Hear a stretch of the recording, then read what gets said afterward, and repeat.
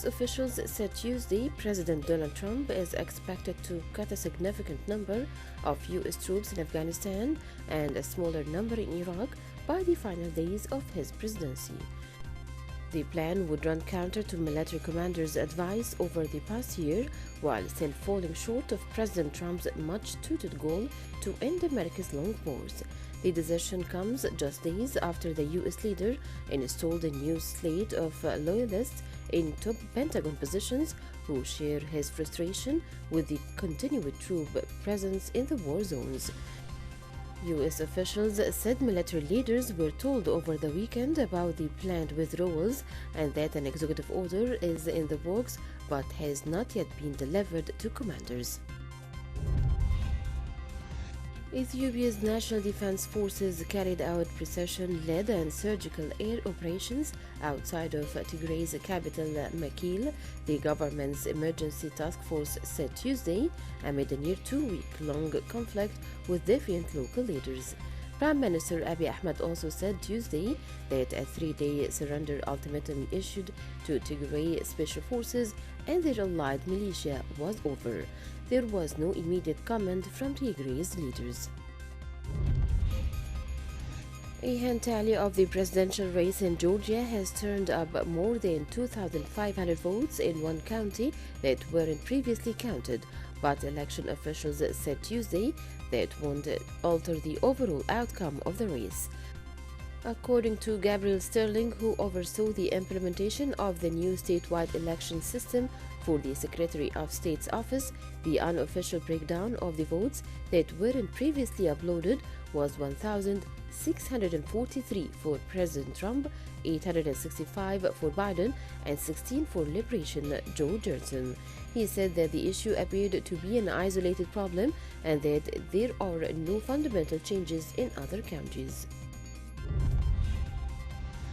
Peru's Congress on Tuesday chose legislator Francisco Sagasti as the Andean country's caretaker president in an attempt to defuse a sharp political crisis after angry protests and the departure of two presidents in the last week. Sagasti, who is 76 years old from the centrist Morado party, won enough votes to head Congress, which means he will constitutionally assume the presidency of Peru ahead of national elections called for April. Sagasti will be Peru's third president in a week after interim leader Manuel Moreno resigned on Sunday, 5 days after being sworn in following the ousting of centrist Martin Vizcarra.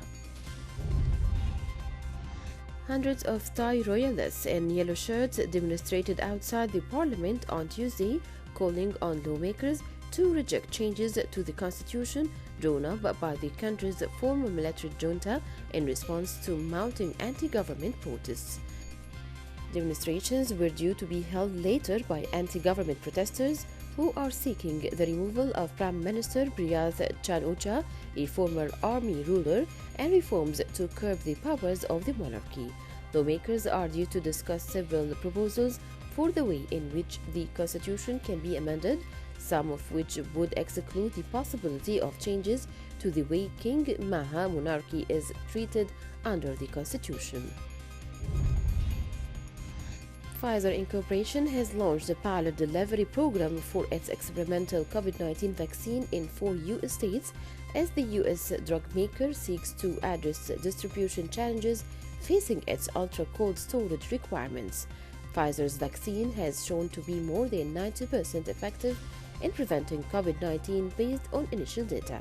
The company expects to have enough safety data on the vaccine from the ongoing large-scale late-stage trials by the third week of November before proceeding to apply for emergency use authorization.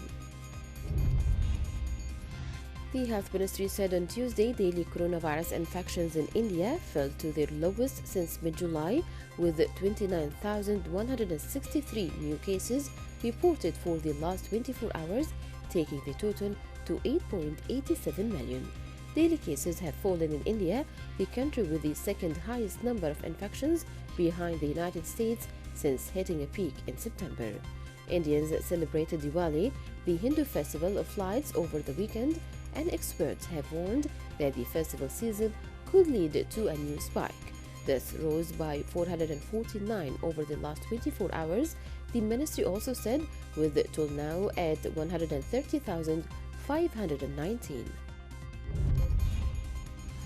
South Korea says it will tighten social distancing rules in the Greater Seoul area and some parts of eastern Gangwon province to try to suppress the coronavirus resurgence there.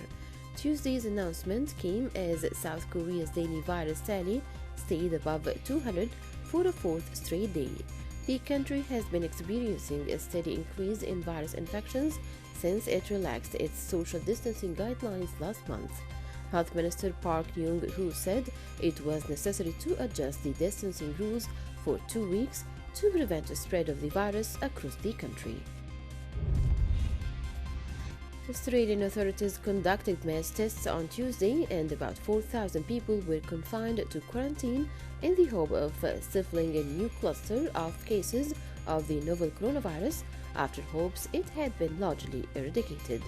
The state of South Australia reimposed social distancing restrictions on Monday after detecting 21 cases of the coronavirus, most of which were acquired locally. The cases were the first local transmissions of the virus in Australia in 9 days.